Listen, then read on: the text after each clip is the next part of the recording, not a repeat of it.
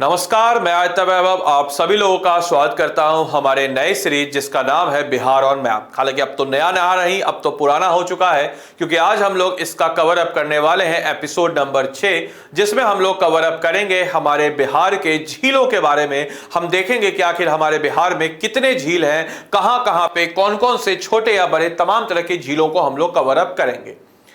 तो जैसा कि आप सब लोगों ने इस हमारे सीरीज को बहुत प्यार दिया, उसी प्रकार से और ज्यादा प्यार आप हमें दें। इस वीडियो को अंत तक देखें, साथ ही साथ इस वीडियो को लाइक करें और चैनल पे नए हैं तो चैनल को जरूर सब लोग सब्सक्राइब करें। साथ ही साथ आपको बताते चले कि झील, जैसे कि हम लोगों ने हमारे पिछले एपिसोड में देखा था झरनों के बारे में, तो झरने उस जगह होते हैं जहां पे आपकी जमीन उबड़ खाबड़ हो, जहां की जमीन ऊपर नीचे हो, अप डाउन हो, वहां पे झरने होंगे क्योंकि वाटर फॉल कर रहा है। ठीक उसी प्रकार से झील जो है ज्यादातर उन जगहों पर होंगे। और खास अगर हम लोग बात करते हैं हमारे बिहार में, तो बिहार में हमारे यहाँ चौर, गोखुर झील, मन, ताल जिसको हम कहते हैं, उन सब को आपको ज्यादा नजर आएगी, क्योंकि यह जो है बाढ़ से आने वाले झील ज्यादातर नजर आते हैं। तो हमारे बिहार में अगर हम लोग बात करते हैं तो ओक्सबो लेक जो आपका है, यह आपको बहुत ज्यादा नजर आता है, क्योंकि ओक्सबो लेक जिसको हम लोग कहते हैं आपके गोखुर झील, इसकी आपके मात्रा ज्यादा होगी, क्योंकि ओक्सबो लेक जो बाढ़ नदियों द्वारा लाई जाती है और उसके कारण नदी जो है अपने नए मार्ग को कर लेती है और एक यू शेप का, यानी कि बैल की नाल के शेप का इस प्रकार से जो आपकी झील उत्पन्न होता है उसको हम लोग ओक्सबो लेक कहते हैं।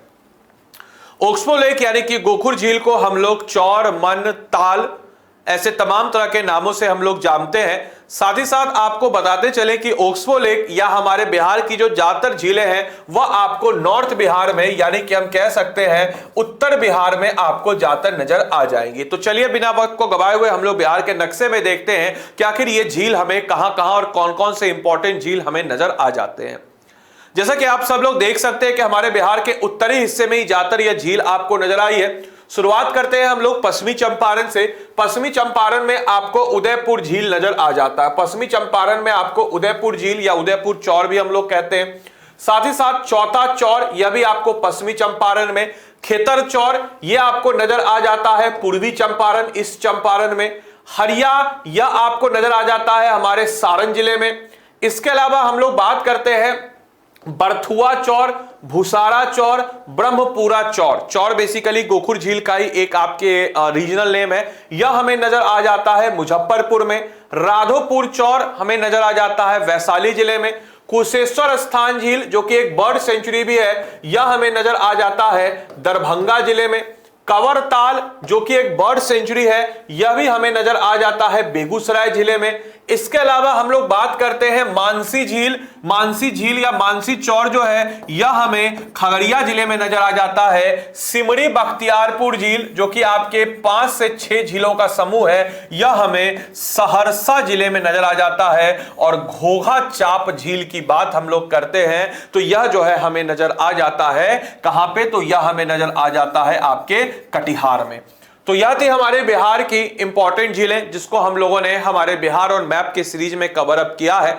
और आपने समझ चुके होंगे कि बिहार में इतनी सारी झीलें हैं, जिसमें सबसे प्रमुख अगर देखा जाए तो आपके कंवरताल जो सबसे प्रमुख है। कंवरताल जो है यह आपके एशिया की सबसे बड़ी गोखुर झील है, ना सिर्फ बिहार की ना सिर्फ भारत की, एशिया की सबसे बड़ी गोखुर झील। साथ ही साथ बिहार की इकलौती रामासर साइट भी है 39वें नंबर की। और यह जो है आज के डेट में सूखने की कगार पे है, तो इसलिए यहां से न्यूज में है और क्वेश्चन बनने के आसार हैं। इसके बाद कुशेश्वर स्थान झील भी बहुत इंपॉर्टेंट है। यह भी यहां पे भी आपकी क्योंकि बर्ड सेंचुरी नजर आ जाता है। हालांकि बर्ड सेंचुरी की बात हम लोग करते हैं तो नीचे आपके डैम है, जैसे जमुई में नागी नकटी डैम, यहां पे आपको नजर आ जाता है नागी नकटी डैम। हालांकि ये झील नहीं है तो इसलिए इसमें हम लोग नहीं कवर अप करेंगे। डैम्स को जब हम करेंगे तो वहां कवर अप करेंगे, वहां पे भी एक बर्ड सेंचुरी है।